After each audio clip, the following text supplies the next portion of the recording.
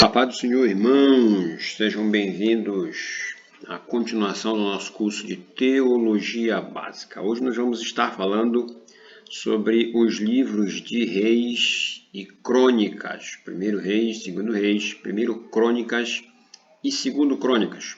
E nós vamos estar dividindo em duas partes. Mas antes, você que chegou agora no canal, que ainda não é inscrito, se inscreva.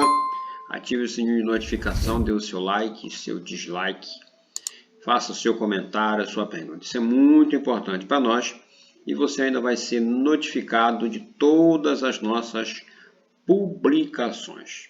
O texto que nós observamos aqui está em 1 Reis 19:18, que diz assim: Também conservei em Israel 7.000, todos os joelhos que não se dobraram a Baal, e toda boca que o não beijou. Esse é um texto que nós selecionamos para enfatizar os livros de Reis e Crônicas. E nós vamos separar essa primeira parte em noções gerais, perspectiva de Reis e a perspectiva de Crônicas. Em uma segunda parte, a gente vai detalhar outros detalhes, outros assuntos, tá? Aqui no livro de Reis e Crônicas, nós vamos estar vendo as noções gerais, a autoria e por que ler os dois livros. Há uma diferença entre os dois livros em estudo e que não foram escritos pela mesma pessoa. Apesar de ser anônima, a autoria de 1º e 2º Reis ela é acreditada ao profeta Jeremias, de acordo com a tradição judaica do Talmud. Afinal de contas, ele acompanhou de perto a queda de Jerusalém. Há discordância também sobre que possivelmente o estilo literário, que principalmente em Crônicas, dá a obra como possivelmente a Esdras. E a gente pode notar que nos últimos versículos de Crônicas, são os primeiros versículos do livro que leva o nome desse sacerdote, Os últimos versículos de Crônicas são os primeiros versículos do livro de Esdras. Então, embora não haja uma afirmação, a gente pode crer que pelo menos foi mais do que um profeta que escreveu os livros de Reis e de Crônicas. E por que a gente vai estar lendo os dois livros? No Novo Testamento, nós somos informados pelo apóstolo Paulo e Pedro também sobre a inspiração das Escrituras, lá em 2 Timóteo 4:6, 17 e 2 Pedro 1, 20 e 21. Ora, se toda a Bíblia foi inspirada por Deus, é sinal de que é possível ouvir sua voz nos ensinando preciosas lições ao longo de suas páginas, mesmo quando não estamos diante de um texto doutrinário.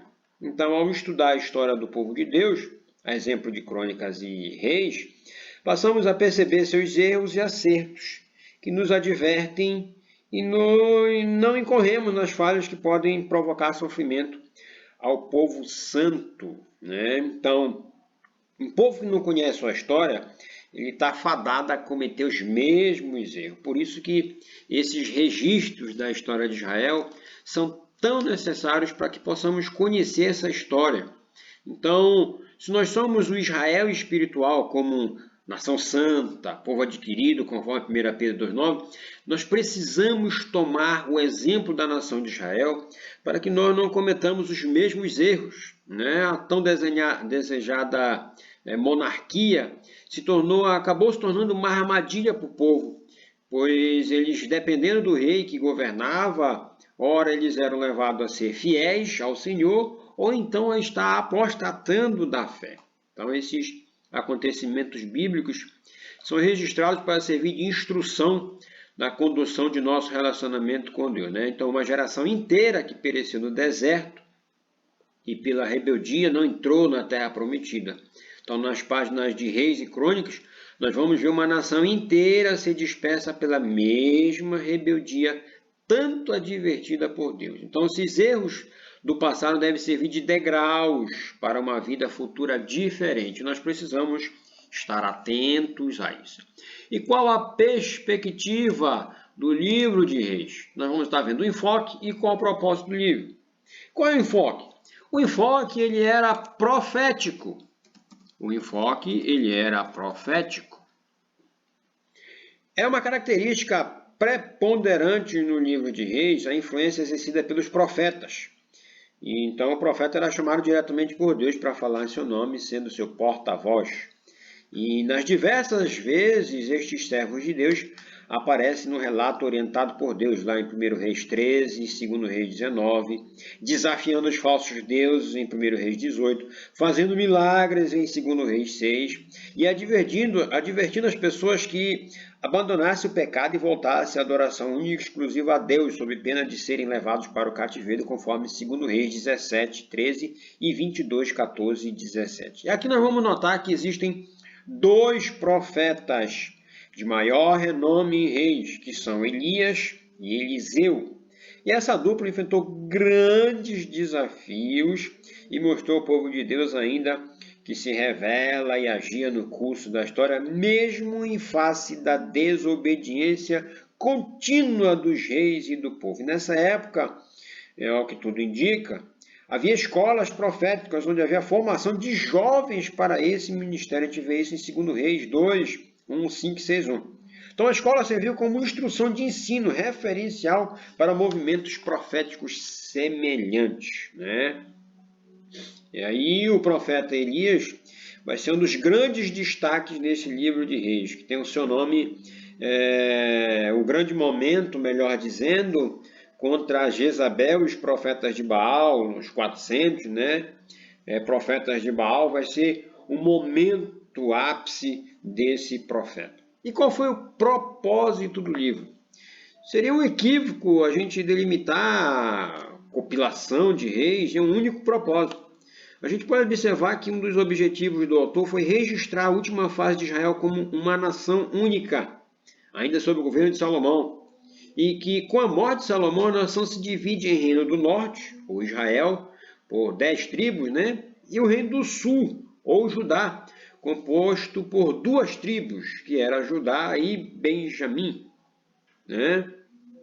E essas preocupações aqui de reis correlacionar a história de ambos os reinos com seus respectivos governantes. O outro propósito era esclarecer aos leitores as causas que levaram tanto Israel como Judá aos exílios assírio e babilônico, respectivamente. Assírio no norte, babilônico no sul. E por muito tempo, Deus falou por meio dos profetas, denunciando os escândalos das lideranças políticas, que eram os reis, e as religiosas, que eram os sacerdotes, e a imoralidade do povo.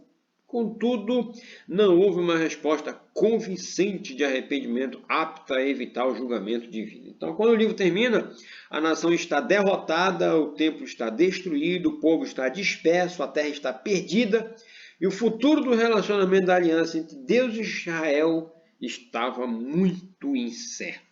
A gente observa aqui uma coisa interessante. Entre os 12 espias, lá do livro de Números, existia um representante de Judá, que era Caleb, e um representante de Efraim, que era Oséias, que mais tarde passou a ser chamado de Josué. E entre a divisão, uma das tribos que ficou com o Reino do Sul foi Judá e Benjamim. Então a gente observa que durante o período lá que os espias foram, dos que permaneceram fiéis, um era Judá. E na hora em que a divisão, uma das tribos que permanece também lá no Reino do Sul é Judá. E volta a ser nação novamente mais tarde. O Reino do Norte jamais voltou a ser nação novamente.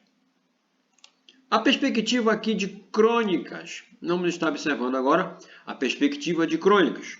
Qual era o seu enfoque? A importância das genealogias e o propósito do livro. Enquanto que no livro de Reis o enfoque é profético, no livro de Crônicas o enfoque ele é sacerdotal. Nós vamos escrever aqui, sacerdotal. O enfoque ele é sacerdotal. Uma das diferenças mais nítidas entre esses relatos de Reis e Crônicas está no fato de que em Crônicas o ofício sacerdotal sobressai ao ministério profético, que é tão presente em Reis. Então, esta mudança de enfoque está intrinsecamente atrelada ao fato de que Crônicas provavelmente foi escrito pelo sacerdote Esdras, né? Como nós mencionamos anteriormente. Além disso, os levitas e os oficiais que ajudavam nas atividades cotidianas do templo ganhavam mais espaço nessa literatura, conforme a gente vê em 1 Crônicas 25 ao 27. E aí a gente chega nas genealogias. Tem muita gente que quando está lendo a Bíblia e chega, principalmente do capítulo 1 até o capítulo 11 de Crônicas, simplesmente pula, porque lá está escrito ou descrito as genealogias todas aqui, né? E o livro de Crônicas é um relato singular porque apresenta o maior gráfico genealógico de toda a Bíblia. São praticamente 9 capítulos utilizados para tal finalidade. Nós do Ocidente dificilmente conhecemos o nome de nossos descendentes da 5ª geração, tataravô, né? Por isso julgamos desnecessário, até mesmo sem propósito, as genealogias bíblicas.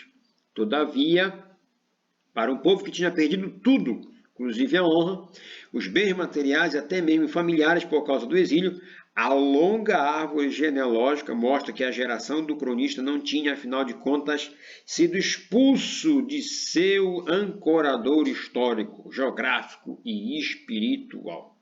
Se eles apenas olhassem para trás, olhassem ao redor e para cima, eles veriam que ainda pertenciam a Israel, que sua desagradável situação não era incorrigível.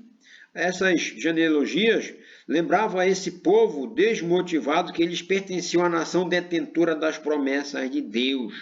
Fundados nessa verdade, era possível encontrar forças para vencer toda a humilhação e desprezo. Tem muita gente que hoje não consegue lembrar quem são seus avós, bisavós, tataravós. Mas para esse povo, a importância que eles estavam lá em uma árvore genealógica dizendo que eles eram povo da promessa, que havia uma promessa, que havia algo de aliança de Deus com eles, e isso lhes fortalecia. E qual é o propósito do livro? Um dos principais propósitos do livro de Crônicas é retratar o reinado dos descendentes de Davi, conforme a gente vê em 1 Crônicas no capítulo 11. Esse primeiro livro vai contar com a história do governo de Davi e os preparativos para a construção do templo. No segundo livro, a ênfase recai sobre a edificação do suntuoso templo de Salomão, o triste fim de sua vida e a história dos reis de Judá, até a época da invasão babilônica liderada por Nabucodonosor, em 2 Crônicas 36, 17 a 21. Uma das maiores preocupações do escritor de Crônicas era despertar a fé dos judeus que voltavam do exílio. A restauração de Jerusalém é um reavivamento espiritual. Só seria possível se eles tomassem consciência de suas raízes históricas e dos grandes feitos de Deus. O livro de Crônicas encerra com uma mensagem positiva, ressaltando a soberania de Deus e sua ação na vida de Ciro, que era o rei da Pérsia, que foi o responsável por incentivar os judeus a regressarem para Jerusalém. A esperança, com certeza, é um elemento fundamental na história de Israel, como exclamou o profeta. Vinde, voltemos para o Senhor. Ele nos despedaçou, mas nos sarará. Fez a ferida, mas a ligará. Oséias 6:1 descreve isso. O exílio foi consequência do pecado do povo, que repetidamente se afastou do Senhor. Então, retornar também seria por intervenção de Deus. E voltar-se para o Senhor era sempre o caminho que Israel devia seguir para viver em paz e ter prosperidade. E parece que essa prática somente seria adotada após o retorno do exílio. Então a gente tem, por fim, uma tabela aqui comparativa. Como é essa tabela aqui comparativa? Essa tabela comparativa vai nos dar o seguinte: qual eram os contrastes que existiam entre o livro de Reis e o livro de Crônicas? A gente vai ver primeiro no enfoque. No enfoque, nós vemos o livro de Reis, um enfoque profético, enquanto que no livro de Crônicas, o enfoque era sacerdotal. Qual era a abrangência? A abrangência aqui no livro de Reis é a queda de Israel e de Judá, enquanto que a abrangência do livro de Crônicas é a queda de Judá. A ocasião do registro do livro de Reis foi antes do exílio, enquanto que no livro de Crônicas foi após o exílio. Qual é o estilo do registro que tem no livro de Reis? O estilo é biográfico, ou seja, são a biografia de alguns dos personagens. Enquanto que no Crônicas, o estilo de registro, ele é genealógico, ou seja, são as genealogias. Qual é a preocupação do livro de Reis? A preocupação é a idolatria e a apostasia. E no livro de Crônicas, a preocupação é a apatia e espiritual. E qual é o objetivo que a gente vai observar no livro de Reis? É advertir a nação sobre o exílio. E qual é o objetivo no livro de Crônicas? É encorajar o povo que voltava do exílio. Tá bom? Então essas são as nossas referências, as nossas observações que nós temos dessa primeira parte. Então, esperamos você amanhã novamente para a nossa segunda parte do livro de Reis e Crônicas. Um abraço, Deus abençoe você, sua família, em nome de Jesus Cristo. Até a próxima aula.